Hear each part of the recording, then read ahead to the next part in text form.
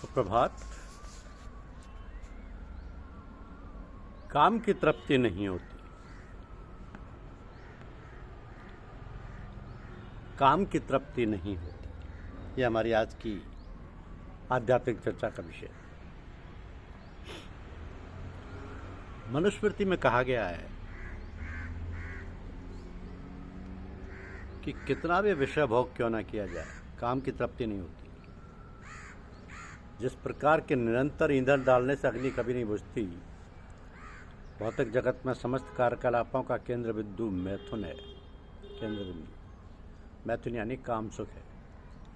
अतः इस जगत को मैथुन्य आगार या विषय जीवन की हथकड़ियाँ कहा गया है। एक सामान्य बंदी गृह में अपराधियों को छड़ों के भीतर रखा जाता है। इसी प्रकार जो अपराधी भगवान के नियमों की अवज्ञा करते हैं वे मैथुन जीवन द्वारा बंदी बनाए जाते हैं। इंद्रिय तृप्ति के आधार पर भौतिक सभ्यता की प्रगति का अर्थ है इस जगत में जीवात्मा के बंधन अवधि को बढ़ाना। अतः यह काम अज्ञान का प्रतीक है जिसके द्वारा जीवात्मा को इस संसार में रखा जाता है। इंद्रिय तृप्ति का भोग करते समय हो सकता है कि कुछ प्रसन्नता की अनुभूति हो, किंतु यह प्रसन्नता की अनुभूति ही इंद्रिय भोक्ता का चरम शत्रु है। इंद्रिय मन तथा बुद्धि इस काम के निवास स्थान है। इनके द्वारा ये काम जीवात्मा के वास्तविक ज्ञान को ढककर उसे मोहित कर लेता है। चूँकि शत्रु ने बद्ध जीव के शरीर के विभिन्न सामरिक स्थानों पर अपना अधिकार कर लिया है, अतः भगवान कृष्ण उन स्थानों का संकेत कर रहे हैं जिससे शत्रु को जीतने वाला यह जान ले कि शत्रु कहाँ पर है। मन समस्त इंद्रियों के कार्यकलापों का केंद्र बिंदु है।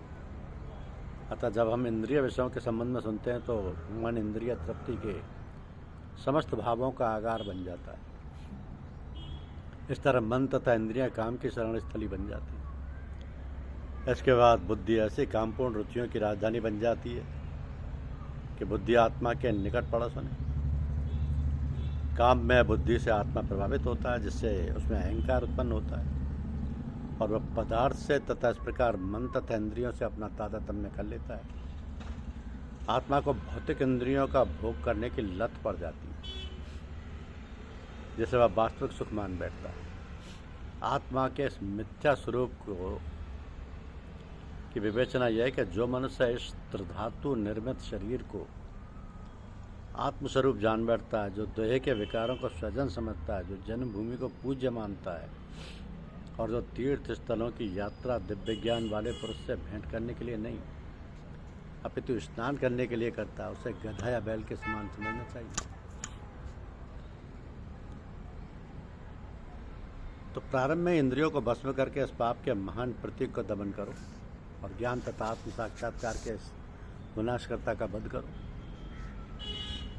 इंद्रिय संयम करना आवश्यक है जिससे कि वह सबसे पापी शत्रु काम का दमन कर सके, जो आत्म साक्षात्कार तथा आत्मज्ञान की उत्कंठा को विनिष्ट करने वाला है। ज्ञान का अर्थ है आत्म तथा अनात्म के भेद का बोध, अर्थात यह ज्ञान की आत्मा शरीर नहीं। विज्ञान से आत्मा की स्वाभाविक स्थिति तथा परमात्मा के साथ उसके संबंध का विशिष्ट ज्ञान सूचित होता है।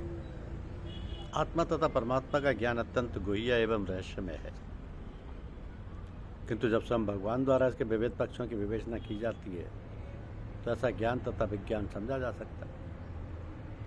भगवद गीता हमें आत्मा का सामान्य तथा विशिष्ट ज्ञान तथा विज्ञान प्रदान करती है। जीव भगवान के भिन्न अंश हैं, अतः वे भगवान की सेवा के लिए ये चेतना भगवान अमृत कहलाती है। अतः मनुष्य को जीवन के प्रारंभ से इस कृष्ण भावनामृत को सीखना होता है जिससे वह पूर्ण त्याग कृष्ण भावना अभ्यावित होकर तदनुसार काम करे। अब काम ईश्वर प्रेम की विकृत प्रतिबिंब है और प्रत्येक जीव के लिए स्वाभाविक है, किंतु यदि किसी को प्रारंभ से ही शिक्षा दी जाए तो प्राकृतिक ईश्वर प्रेम काम के रूप में विकृत नहीं हो सकता। एक बार ईश्वर प्रेम के काम विकृत हो जाने पर इसके मौलिक स्वरूप को पुनः प्राप्त कर पाना दुस्साध्य हो जाता है। फिर भी कृष्ण भावनामृत इतना शक्तिशाली होता है कि विलंब से प्रारंभ करने वाला भी भक्ति के विविध विधि विधानों का पालन करके ईश्वर प्रेमी बन सकता है। अतः जीवन के किसी भी अवस्था में या जब भी इसकी अनिवार्यता समझी जाए, मनुष्य कृष्ण भावनामृत या भगवत भक्ति के द्वारा इंद्रियों को वश में करना आर प्रारंभ कर सकता है और काम को भगवत प्रेम में बदल सकता है, जो मानव जीवन की पूर्णता की चरम अवस्था है। क्योंकि इंद्रियों काम के कार्यकलाप के विभिन्न द्वार हैं। काम का निवास शरीर में है, किंतु उसे इंद्रिय रूपी झरोके प्राप्त हैं। अतः कुल मिलाकर इंद्रियां शरीर से श्रेष्ठ हैं। श्रेष्ठ चेतना या कृष्ण भावनामृत होने पर यह द्वार काम में नहीं आते। आत्मा भगवान के साथ सीधा संबंध स्थापित करता है। अतः यहाँ पर वर्णित सारे कार्यों को की श्रेष्ठता परमात्मा पे आकर समाप्त हो जाती है। शारीरिक कर्म का अर्थ है इंद्रियों के कार्य, और इन इंद्रियों के अवरोध का अर्थ है सारे शारीरिक कर्मों का अवरोध। लेकिन चूंकि मन सक्रिय रहता है, अतः शरीर के मौन तथा स्थिर रहने पर भी मन कार्य करता रहता है।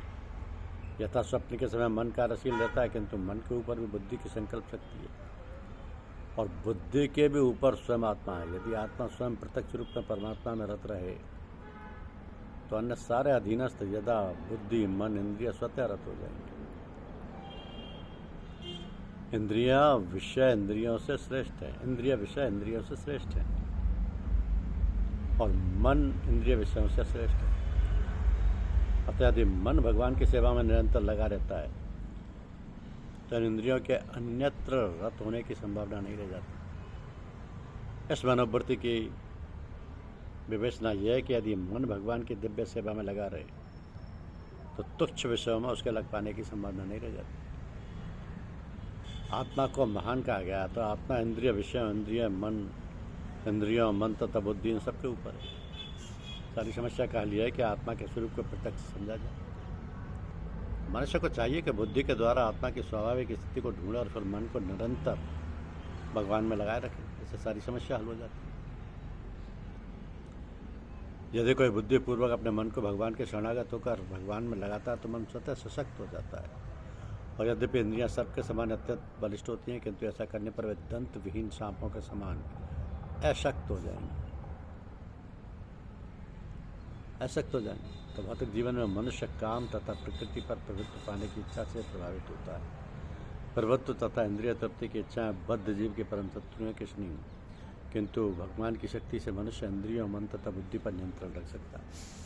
इसके लिए मनुष्य को सहसा अपने नियत कर्मों को बंद करने की आवश्यकता नहीं है, अपितु धीरे धीरे भगवान की भावना को विकसित करके भौतिक इंद्रियों तथा मन से प्रभावित हुए बिना अपने शुद्ध स्वरूप के प्रति लक्षित बुद्धि से दिव्य जीवन को प्राप्त किया जा सकता है। धन्यवाद। यूट्यूब चैनल को लाइक और सब्सक्राइब अवश्य कीजिए। शुक्रिया।